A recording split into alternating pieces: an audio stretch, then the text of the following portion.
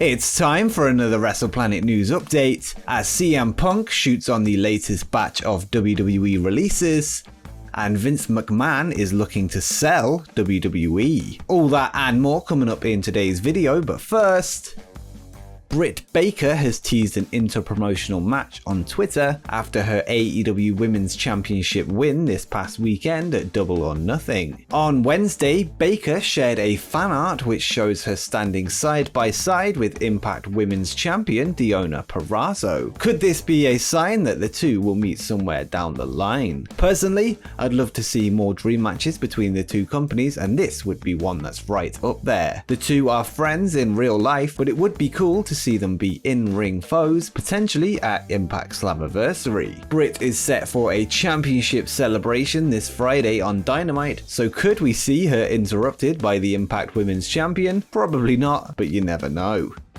Today marks the 7-year anniversary since Seth Rollins turned his back on his teammates Dean Ambrose and Roman Reigns, disbanding the Shield. And yeah, no, time flies. During a recent interview with Metro, Jon Moxley, the former Dean Ambrose, was asked if WWE could ever recapture the Shield's magic by putting together another group of main roster debutants. Moxley feels that part of the intrigue with the group was that the vast majority didn't know who they were, which is different to today, as NXT is a much bigger deal than FCW or the early NXT. This is what he had to say. I mean, it's different because you're a known commodity on NXT now, whereas when we came in, we were complete nobodies, so there's a benefit to that. On the one hand, nobody knows who you are, but on the other, you have a completely fresh slate. You're a complete mystery. You can come right in and start whooping whoever's ass you want. The Shield was no doubt one of the coolest things to come out of WWE in recent years, with everything falling into place nicely. Do you think WWE could ever recreate the Shield magic? Let me know in the comments down below.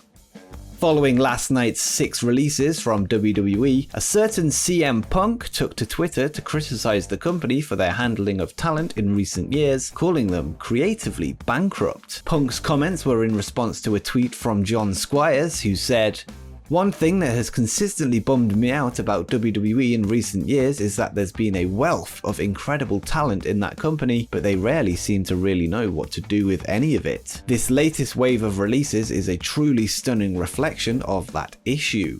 CM Punk responded to this tweet, hitting the nail on the head, summing up why fans continue to flock from WWE. He said, "It's like a movie with a blockbuster budget and cast, but if it's written by creatively bankrupt nincompoops specifically for an audience of one in a language nobody understands anymore, it's trash. But people watch it because they like movies." And of course, the audience of one Punk is referring to is Vince McMahon, who seemed to be the writer's sole target audience. As somebody who used to watch WWE for a long time, it reached the point where I no longer enjoyed it and was watching it because I was a wrestling fan and not because I was enjoying the product. This is summed up perfectly in Punk's tweet, and I bet there's many people watching this video that can relate. And we continue on the WWE theme of today's news video, as there's a lot of huge stories breaking, so let's get to the next one. Next up, we have a report from Front Office Sports that claims WWE has installed a strategy that will expand the company to become, quote, the next Marvel. The move will see WWE expand outside of the ring with content driven by characters like Roman Reigns and The Undertaker. The report states that Marvel went from a bankrupt comic book outfit to a box office behemoth in film, TV, and theme parks in around 25 years, and WWE sees similar growth potential. Front Office Sports highlighted several moves WWE has made which are telling as to WWE's future plans and potential growth outside of the wrestling business.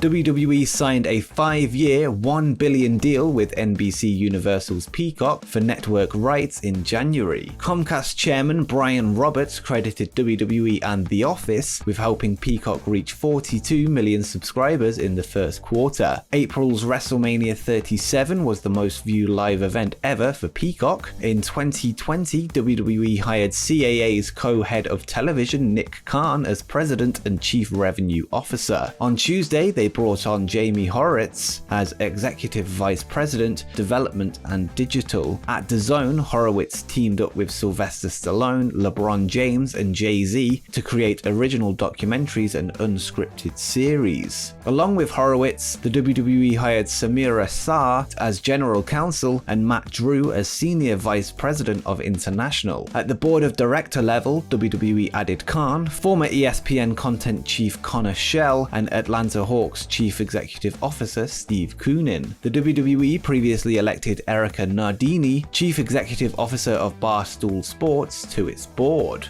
These are a number of the moves that are setting WWE up for their next stage of growth. Could we potentially be seeing a CGI Undertaker movie, or a Roman Reigns cartoon series, or maybe even a real-life John Cena action movie somewhere down the line, with Cena being presented as somewhat of a superhero protecting the world outside of the ring? With WWE having long established characters such as Hulk Hogan, The Ultimate Warrior, Stone Cold Steve Austin, and The Undertaker, it looks like the goal is to have these characters live well beyond the people that performed the roles in the ring by having them portrayed in other forms of media such as films and television. In regards to Marvel, Disney acquired Marvel Entertainment and its 5,000 characters for $4 billion in 2019, and it looks like WWE could also be following their footsteps in that regard. This story is partially linked to our next talking point, as it may not be the McMahon family driving this vision forward. And quickly before we continue, make sure you scroll down and hit the subscribe button and turn on the notification bell so you don't miss any upcoming videos as we head towards 20,000 subscribers. But now you've done that, let's get on with the video. It has been speculated for a while now that WWE will be sold to a media giant, with NBCUniversal and Disney being discussed by fans as potential buyers. We now have a report from Slice Wrestling that suggests that talks are already underway between WWE and NBC. This was set in motion in August 2020 when executives George Barrios and Michelle Wilson were replaced by Nick Khan. Barrios and Wilson were the main catalysts behind the WWE network, a business move that has since been scrapped after the numbers promised by the two were not met. Nick Khan led the company in a new direction by selling streaming rights to the previously mentioned NBCUniversal in a $1 billion multi-year contract, with WWE moving their content to their Peacock service. The supposed sale to NBC is said to be the reason for the huge number of releases from the company over the past year and a half, with WWE lowering their expenditure to make the company as profitable as possible. This means the McMahons can make as much money from the sale as they can when it happens. WWE has a long association with NBCUniversal, with Raw and NXT currently being shown on their USA network, as well as the Peacock deal we talked about before. WWE sources have told Slice Wrestling that the company will be sold in the range of $2 billion and $4 billion. Vince McMahon turns 76 this August and has turned to Nick Khan to prepare WWE for a sale in the coming years. Instead of keeping the company in the family as expected and handing it down to the next in line to the proverbial throne, Vince is looking to cash out and make a huge sum of money doing so. And before you go, make sure you check out my review of AEW Double or Nothing 2021.